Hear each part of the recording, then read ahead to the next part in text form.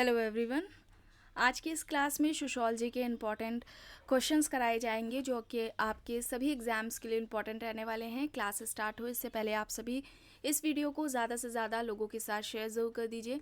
अगर आप net JRF PGT GIC या फिर असिस्टेंट प्रोफेसर एग्ज़ाम की तैयारी कर रहे हैं सोशोलॉजी से, तो इस चैनल के साथ जुड़कर आप यहाँ से अपनी स्टडी को कंप्लीट कर सकते हैं। प्लेलिस्ट में उन सभी वीडियोज़ के फोल्डर्स मिल जाएंगे, आप वहाँ से उन वीडियोज़ को देख सकते हैं। बस कुछ ही देर में क्लास स्टार्ट होने वाली है। आप सभी इस वीडियो को ज़्यादा से ज़्यादा लोगों के साथ शेयर ज़रूर कर दीजिए।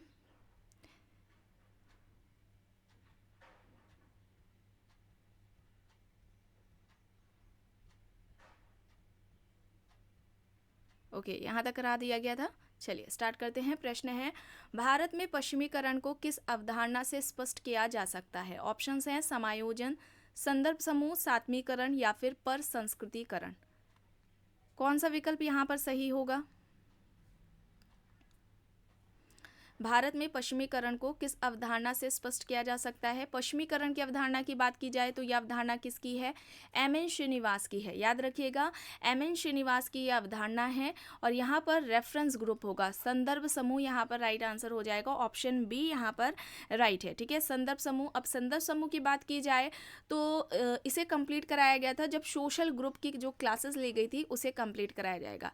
एंड आप में से जितने भी लोग पहली बार इस क्लास को देख रहे हैं, चैनल पे पहली बार आप लोग देख रहे हैं इस क्लासेस को, तो अभी तक जितनी भी क्लासेस, जितने भी टॉपिक्स कंप्लीट कराए जा चुके हैं उन सभी का फोल्डर बना दिया गया है जो कि आपको चैनल के प्लेलिस्ट में मिल जाएगा।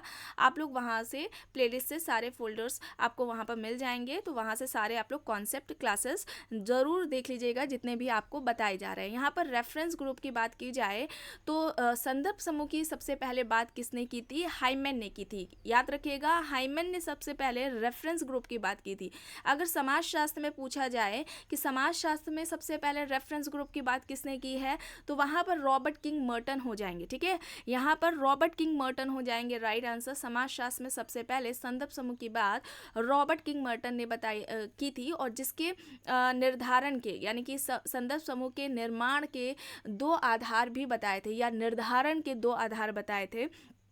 पहला था आकांक्षा और दूसरा था तुलनात्मक अभाव बोध या सापेक्ष वंचना, या जिसे सापेक्षिक वंचना कहा जाता है। ये दो आधार भी इंपॉर्टेंट है, याद रखिएगा।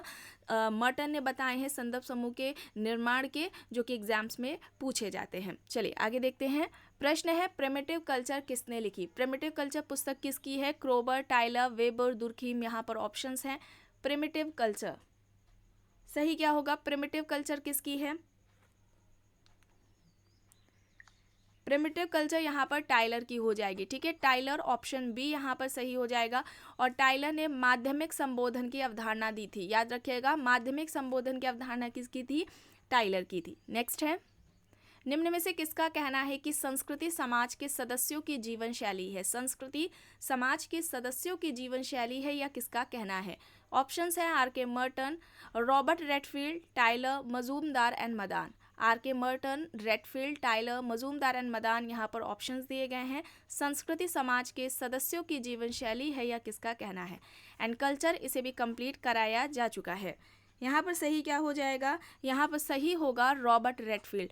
रॉबर्ट रेडफील्ड बी यहाँ पर राइट होगा। ठीक है, ब्रूम एंड सेल्जनिक ने का क्या कहना था? संस्कृति को उन्होंने सामाजिक विरासत कहा था। संस्कृति क्या है? एक सामाजिक विरासत है, यह कहना ब्रूम एंड सेल्जनिक का था। और मजूमदार, ठीक है, मजूमदार का क्या कहना था? इंपॉर्टेंट है, लोगों के जीने का ढंग ही कल्चर है। लोगों के जीने का जो ढंग है वो क्या है? संस्कृति है, या किसका कहना था? मजूमदार एंड मदान का कहना था। ठीक है, चलिए आगे देखते हैं। प्रश्न है, प्रादेशिक और गैर प्रादेशिक समूहों के रूप में समूहों का विभाजन किसने किया? यानी कि समूहों के ये दो प्रकार या समूहों का जो क्लासिफिकेशन है वो प्रादेशिक समूह और गैर प्रादेशिक समूह में इनमें से किसने किया है? आइए ऑप्शंस देखते हैं। Watt, Park and Burgess, Johnson, Edward Sapir. बताइए सही क्या होगा? सोशल ग्रुप में ये सभी बताया जा चुका है, कराया गया है।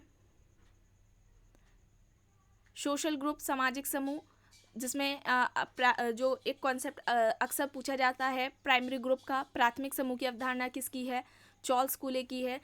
चार्ल्स कूले ने यह अवधारणा अपनी पुस्तक सोशल ऑर्गेनाइजेशन में दी थी। सोशल ऑर्गेनाइजेशन जो कि 1909 में पुस्तक आती है। यहाँ पर जो ये क्लासिफिकेशन किया है वो पार्क एंड बर्गेस ने किया है। बी यहाँ पर सही होगा, ठीक है।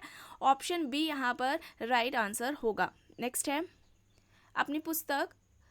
अपनी किस पुस्तक में एर्विंग गॉफमैन ने नाटकीय उपागम यानी कि अभिनय शास्त्रीय उपागम का उल्लेख किया है? ऑप्शंस में बुक्स हैं mind, self and society, asylums, the presentation of self in everyday life या फिर इंट्रैक्शन रिचुअल। किस पुस्तक में गॉफमैन ने नाटकीय उपागम का उल्लेख किया है? सही क्या होगा यहाँ पर? बुक का नाम है the presentation of self in everyday life. Option C हो जाएगा यहाँ पर सही। प्रश्न है, किसने आधुनिक समाज के लिए नेटवर्क को मूल इकाई माना है? आधुनिक समाज के लिए नेटवर्क को मूल इकाई इनमें से किसने माना? Bourdieu, Habermas, Manuel Castells, Michel Foucault यहाँ पर ऑप्शंस हैं। राइट आंसर मैनुअल कैसल्स हो जाएंगे। ऑप्शन सी यहाँ पर राइट होगा। प्रश्न है, किस समाजशास्त्री ने उत्तर भारत के गांवों का अध्ययन करके यह निष्कर्ष निकाला कि प्रत्येक गांव अनेक गुटों में विभक्त है? SC. Dubey, GS. Ghurye, IP. Desai, Oscar Levi's. किस समाजशास्त्री ने उत्तर भारत के गांवों का अध्ययन करके यह निष्कर्ष निकाला कि प्रत्येक गांव अनेक गुटों में विभक्त है? SC. Dubey, GS. Ghurye, IP. Desai, Oscar Levi's यहाँ पर ऑप्शंस हैं। सही होगा यहाँ पर ऑस्कर लेविस, ठीक है। ऑस्कर लेविस होगा। ऑप्शन डी यहाँ पर राइट होगा। ऑस्कर लेविस ने निर्धनता की संस्कृति की अवधारणा दी थी। इसके अलावा जजमानीय व्यवस्था पर भी इन्होंने अध्ययन किया है, ठीक है। जजमानी व्यवस्था को एक शोषणकारी संस्था बताया था ऑस्कर लेविस ने। नेक्स्ट है, सांस्कृतिक सकुल का अर्थ क्या है? संस्कृति की सबसे छोटी इकाई, कई सांस्कृतिक तत्वों का योग, सांस्कृतिक क्षेत्र या फिर सांस्कृतिक प्रतिमान। सांस्कृतिक सकुल क्या है? सांस्कृतिक सकुल किसे कहा जाएगा?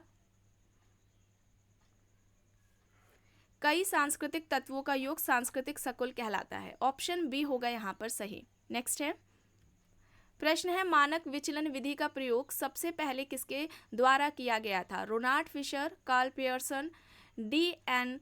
एल्हॉन्स, P.V. यंग। बताइए, मानक विचलन विधि का प्रयोग सबसे पहले किसने किया? तो यहाँ पर बी होगा, कार्ल पियर्सन। बी यहाँ पर राइट है। पुस्तक से संबंधित प्रश्न है, caste in modern India and other essays. Options है Surjit Sinha, J.H. Hutton, B.D. Tripathi, M.N. Srinivas.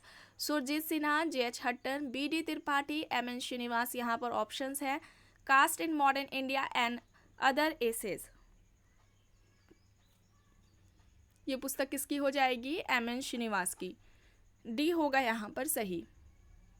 प्रश्न है, एक निश्चित सामाजिक आवश्यकताओं की पूर्ति हेतु निर्मित भूमिकाओं एवं परिस्थितियों के पुंज के रूप में संस्था को किसने परिभाषित किया है? मैकएवर, किंग्सले डेविस, समनर, स्मिल्सर। एक निश्चित सामाजिक आवश्यकताओं की पूर्ति हेतु निर्मित भूमिकाओं एवं परिस्थितियों के पुंज के रूप में संस्था को किसने परिभाषित किया है? सही यहाँ पर होगा Kingsley Davis. Kingsley Davis, option B हो जाएगा यहाँ पर सही। मानव समाज, ह्यूमन सोसाइटी इनकी इंपॉर्टेंट पुस्तक है जो कि एग्जाम्स में पूछी जाती है। एंड इन्होंने अपने सभी अध्ययनों में संरचनात्मक प्रकार्यात्मक परिप्रेक्ष्य का प्रयोग किया था, ठीक है। इसे भी याद रखिएगा, इंपॉर्टेंट है।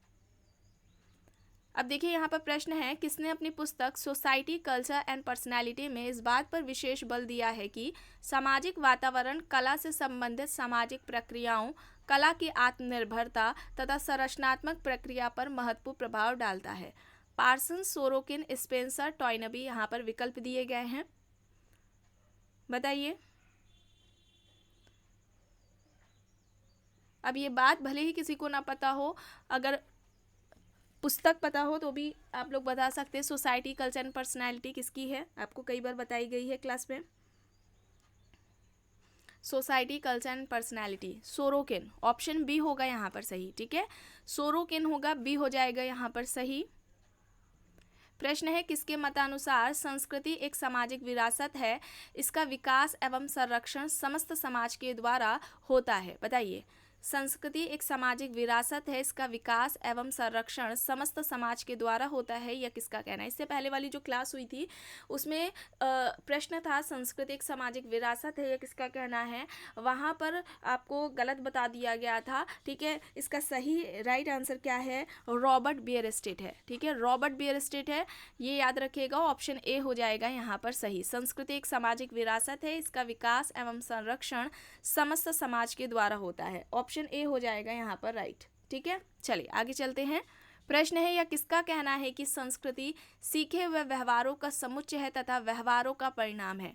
Tylor, Wissler, Ralph Linton, Robert Lowie. बताइए, संस्कृति सीखे हुए व्यवहारों का समुच्चय है तथा व्यवहारों का परिणाम है। एंड कल्चर इसे कंप्लीट कराया जा चुका है, इसका फोल्डर भी आपको प्लेलिस्ट में मिल जाएगा। यहाँ पर सही क्या हो जाएगा, Ralph Linton. Ralph Linton, option C होगा यहाँ पर सही। प्रश्न है, स्वनिर्देशित समाज, पर निर्देशित समाज तथा परंपरा निर्देशित समाज की अवधारणा किसने दी। David Riesman, Sjoberg, Henry Maine, Hobhouse. यहाँ पर ऑप्शंस हैं। समाज के ये प्रकार किसने बताए हैं, या समाज का वर्गीकरण इस तरीके से किसने किया है। सही हो जाएगा डेविड रिजमैन। डेविड रिजमैन, ऑप्शन ए हो जाएगा यहाँ पर सही। प्रश्न है, आत्म का विकास कोई जैविक प्रक्रिया नहीं है, यह एक सामाजिक तथ्य है। बताइए किससे संबंधित है यह कथन। G.H. Mead, C.H. Cooley, Durkheim, Freud. आत्म का विकास, सेल्फ की बात हो रही है। यह कोई जैविक प्रक्रिया नहीं है बल्कि यह एक सामाजिक तथ्य है। मीट, कूले, दुर्खिम, फ्रायड, यहाँ पर ऑप्शंस हैं।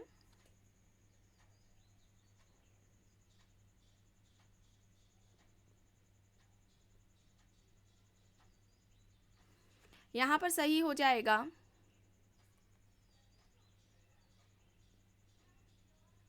C.H. कूले, ठीक है, C.H. कूले होगा। ऑप्शन बी यहाँ पर राइट होगा, ठीक है, बी यहाँ पर राइट है। चलिए आगे चलते हैं। प्रश्न है, समाजीकरण का तात्पर्य है। ऑप्शंस दिए गए हैं, शैशव अवस्था से युवावस्था तक वृद्धि की प्रक्रिया, परिवार में व्यक्तित्व के विकास की प्रक्रिया, सामाजिक मूल्यों तथा भूमिकाओं को सीखने की प्रक्रिया, या फिर अपने अधिकारों को प्राप्त करने की प्रक्रिया। समाजीकरण का क्या तात्पर्य है।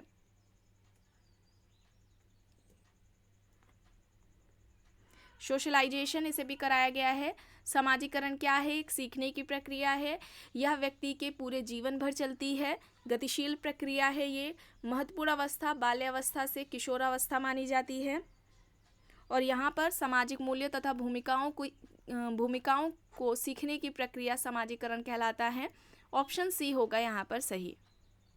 प्रश्न है, किस विद्वान के शब्दों में समाजीकरण विकास की एक प्रक्रिया है। अरस्तु, रूसो, स्टेसी, लॉक। यहाँ पर ऑप्शंस है। समाजीकरण को विकास की प्रक्रिया किसने कहा है। सही होगा ऑप्शन सी, स्टेसी, ठीक है, स्टेसी यहाँ पर राइट होगा। ऑप्शन सी हो जाएगा यहाँ पर राइट। प्रश्न है, किसने कहा है कि परिस्थितियां ग्रहण की जाती है जबकि भूमिकाएं संपादित की जाती हैं। Ralph Linton, Ruth Benedict, MacIver, Robert Bierstedt. Ralph Linton, Ruth Benedict, MacIver, Robert Bierstedt. यहाँ पर ऑप्शंस हैं। परिस्थितियां ग्रहण की जाती हैं जबकि भूमिकाएं संपादित की जाती हैं।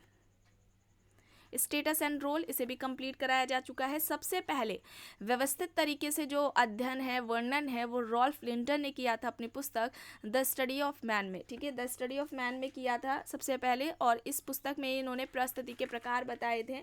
2 प्रकार होते हैं, प्रदत्त परिस्थिति और अर्जित परिस्थिति। प्रदत्त परिस्थिति जो कि व्यक्ति को जन्म से ही मिल जाती है, जैसे कि कास्ट, ठीक है, जेंडर, ये जन्म से मिल रहा है व्यक्ति को। दूसरी ओर जो अर्जित परिस्थिति है, इसे व्यक्ति अपनी योग्यता कुशलता से प्राप्त करता है, ठीक है। और यहाँ पर सही क्या होगा, राइट आंसर यहाँ पर क्या होगा, रॉल्फ लिंटन होगा, ए होगा यहाँ पर सही। नेक्स्ट है, निम्न में से किसने परिस्थिति को प्रमुख परिस्थिति, प्रभुत्वशाली परिस्थिति एवं नियंत्रणकारी परिस्थिति के रूप में वर्गीकृत किया है। Parsons, Merton, Ralph Linton, George Herbert Mead. यहाँ पर ऑप्शंस है। सही क्या हो जाएगा यहाँ पर, प्रमुख परिस्थिति, प्रभुत्वशाली परिस्थिति और नियंत्रणकारी परिस्थिति की बात किसने की है। सही होगा मर्टन, मर्टन, बी होगा यहाँ पर राइट। नेक्स्ट, निम्नांकित में से किसने सामाजिक नियंत्रण की बड़े विस्तृत अर्थों में व्याख्या कर वर्णन किया कि सामाजिक नियंत्रण ऐसी शक्तियां हैं जिसके द्वारा समुदाय व्यक्ति को अपने साँचे में ढालता है? विकल्प है रॉस, पार्सन्स, कॉल मैनहीम, लेपियर। बताइए सही क्या हो जाएगा? राइट आंसर यहाँ पर क्या होगा? रॉस हो जाएगा।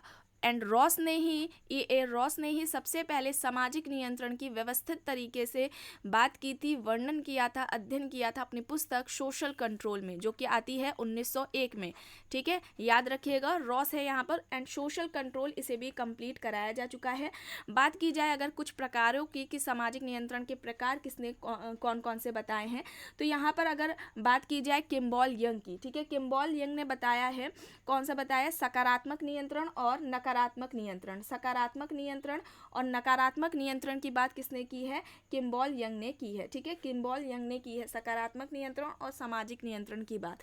इसके अलावा गुरविच एंड मूर ने 3 तरह के बताए हैं सामाजिक नियंत्रण: संगठित सामाजिक नियंत्रण, असंगठित सामाजिक नियंत्रण और सहज सामाजिक नियंत्रण। ठीक है, कूले एंड बर्नॉट का एग्जाम्स में पूछा जाता है। वो कौन कौन से हैं? इन्होंने 2 बताए हैं, चेतन सामाजिक नियंत्रण और अचेतन सामाजिक नियंत्रण। ठीक है, क्लियर? चलिए आगे चलते हैं। प्रश्न है, यदि उच्च सामाजिक परिस्थिति समूह की कन्या का विवाह निम्न सामाजिक परिस्थिति समूह के व्यक्ति से होता है तो यह किस प्रकार का विवाह कहलाएगा? अंतर विवाह, अधिमान्य विवाह, अनुलोम विवाह, प्रतिलोम विवाह।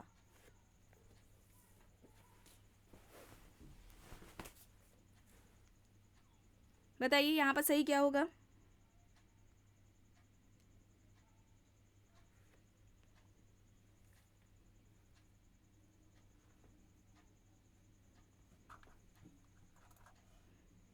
राइट होगा यहाँ पर प्रतिलोम विवाह।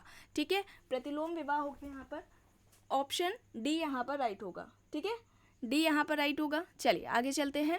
प्रश्न है, निम्न समाजशास्त्रियों में किसने हिंदू विवाह के आधारभूत उद्देश्यों में धर्म, प्रजा और रति की विवेचना की है? इनमें से किसने हिंदू विवाह के जो उद्देश्य बताए हैं, धर्म, प्रजा और रति की बात की है? IP Desai, GS Ghurye, PN प्रभु, KM कपाड़िया यहाँ पर ऑप्शंस हैं।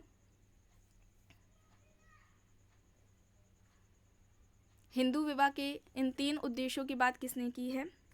KM कपाड़िया ने की है। KM कपाड़िया, डी हो जाएगा यहाँ पर राइट। प्रश्न है, किस वर्ष के हिंदू विवाह अधिनियम के अंतर्गत हिंदुओं को तलाक के प्रावधान प्रदान किए गए हैं? 1955, 1956, 1961 और 1973 यहाँ पर ऑप्शंस हैं। सही हो जाएगा 1955। ठीक है, 1955 होगा, ऑप्शन ए होगा यहाँ पर सही। प्रश्न है, अंतर्विवाह जाति व्यवस्था का सार तत्व है और किसी भी सदस्य द्वारा इसका उल्लंघन करना एक गंभीर अपराध कहलाता है। अब यह किससे संबंधित है? Henry Maine, Westermarck, Max Weber, OC Cox यहाँ पर ऑप्शंस हैं। अंतर्विवाह जाति व्यवस्था का सार तत्व है और किसी भी सदस्य द्वारा इसका उल्लंघन करना एक गंभीर अपराध कहलाता है। सही क्या होगा?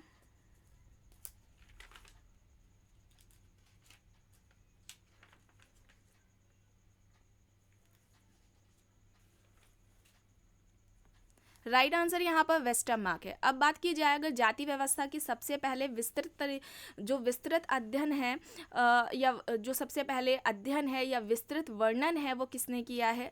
तो सबसे पहले GS घुरिये ने किया है अपनी पुस्तक कास्ट, क्लास एंड ऑक्यूपेशन में। कास्ट, क्लास एंड ऑक्यूपेशन ये घुरिये की बुक है। इसमें ही उन्होंने कास्ट सिस्टम की बात की है, जिसमें जाति व्यवस्था से संबंधित उन्होंने 6 विशेषताएं भी बताई थी। कौन कौन सी हैं?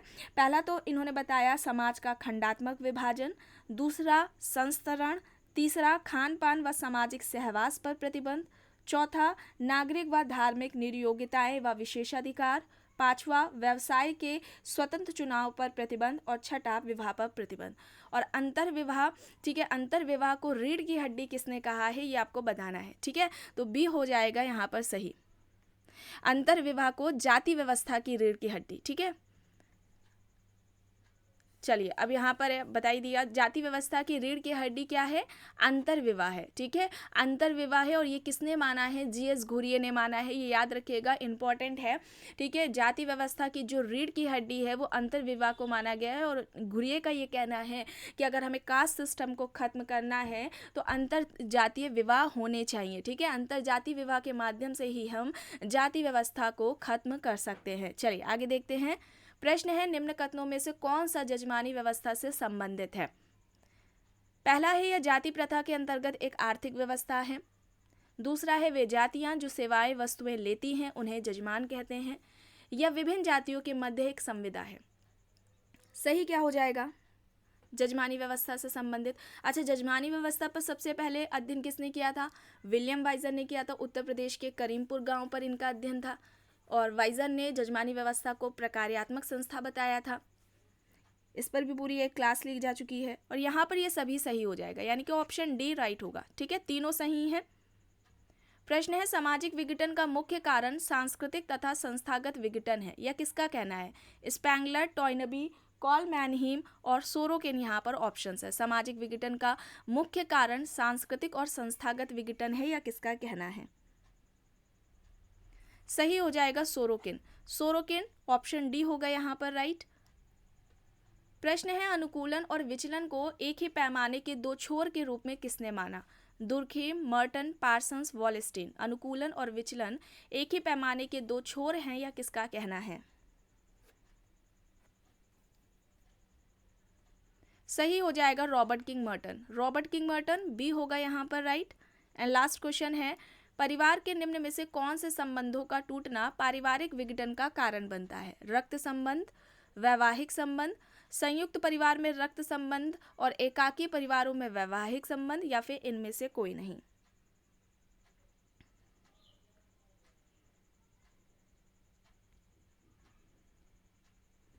सही हो जाएगा ऑप्शन सी, संयुक्त परिवार में रक्त संबंध और एकाकी परिवारों में वैवाहिक संबंध। ऑप्शन सी हो जाएगा यहाँ पर राइट।